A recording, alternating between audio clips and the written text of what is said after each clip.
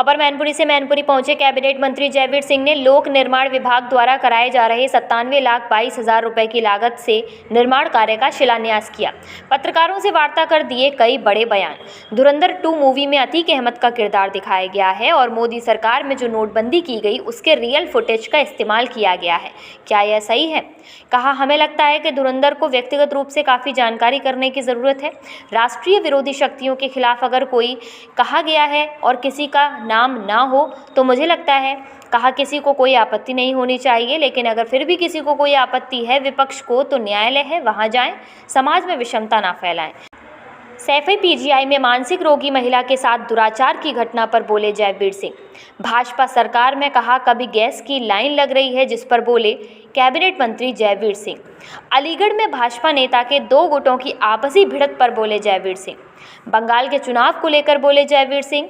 अखिलेश यादव का बयान कि भारतीय जनता पार्टी पर हर मुद्दे को धर्म से जोड़ती है, जिस पर बोले जयवीर सिंह।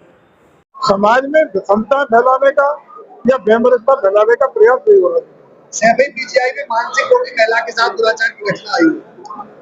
कठोर कार्रवाई उसमें हो रही है। तमाम लोग चिन्हित किए गए हैं, विवेचना जारी है, कठोर कार्रवाई होगी।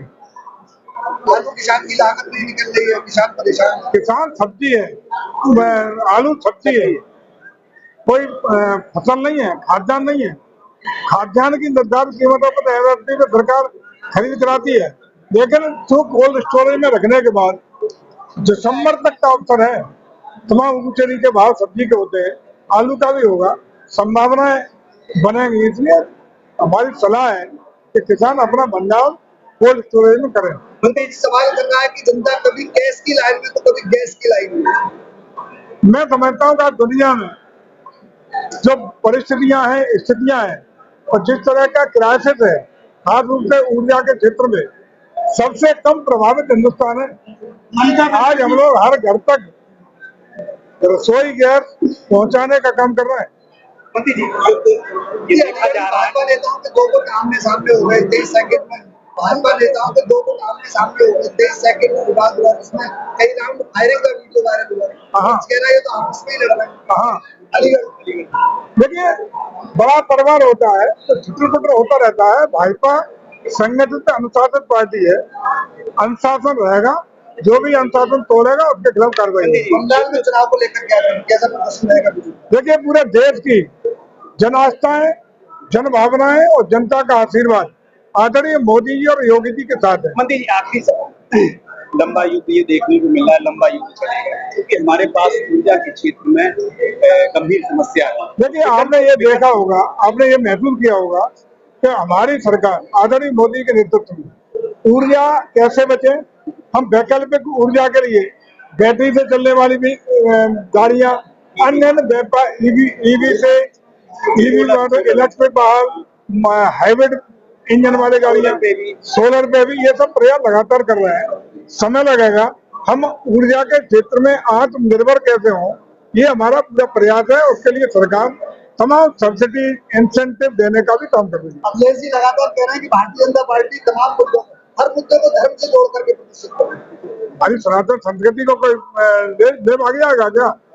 हम सनातन संस्कृति के सम्मान के साथ विकास की यात्रा कर रहे हैं।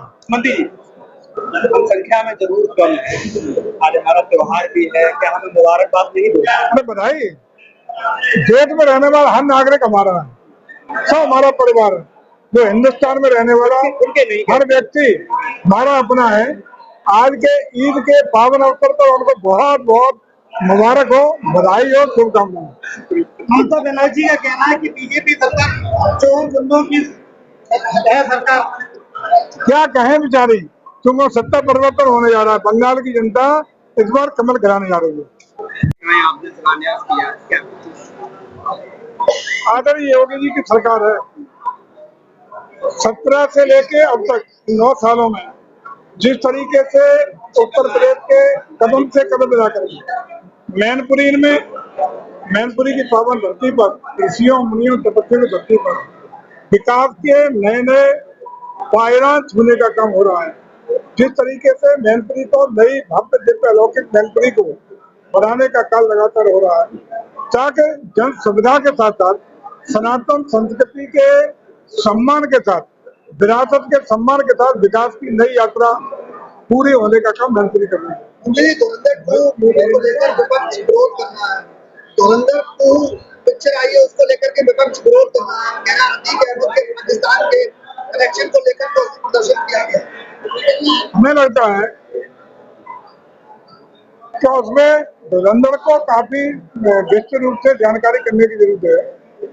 राष्ट्र विरोधी शक्तियों के खिलाफ अगर कोई कहा गया जिसमें किसी का नाम न हो तो उसमें मुझे लगता है किसी को आपत्ति नहीं होनी चाहिए, लेकिन फिर भी अगर कोई आपत्ति है विपक्ष को तो न्यायालय है, वहां जाए,